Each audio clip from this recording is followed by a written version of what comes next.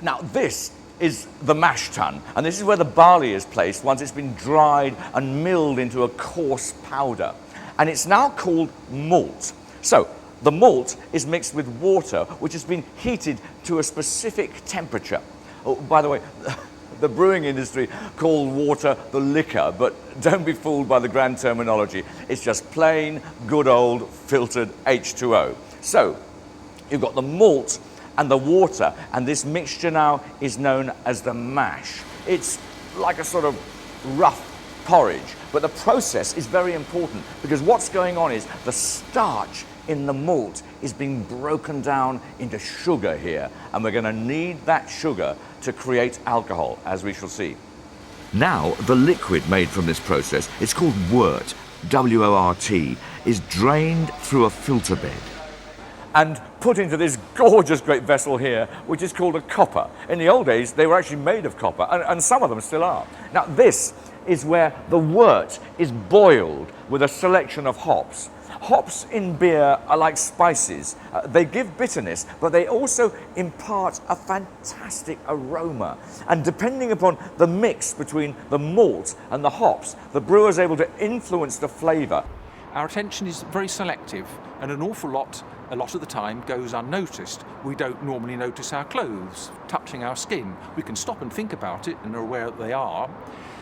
In this case, Zidane obviously is focused on what's happening to the ball. The brain processes incoming information in regions sitting rather like a saddle like this. But then at the front of the brain, that's the part that tells where your attention is going to go. So although all around here there might be lots of activity, including that from someone tugging you from behind, the bit that's watching the ball is where all the attention is, and you don't know that the other thing is going on.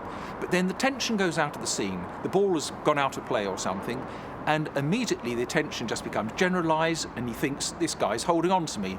Turns around, words are exchanged, and then he walks away, or appears to be well. But why that gap?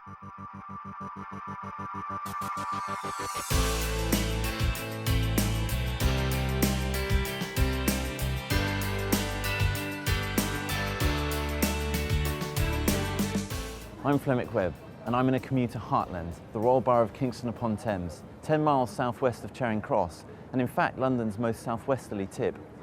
The oldest royal borough in England and Wales, it gets its name from the coronation stone, upon which 7 kings were reportedly crowned in the 10th century. It was also important as the first point at which the River Thames could be forded, a feature Julius Caesar reportedly made use of. These days, it's known for less historical attractions.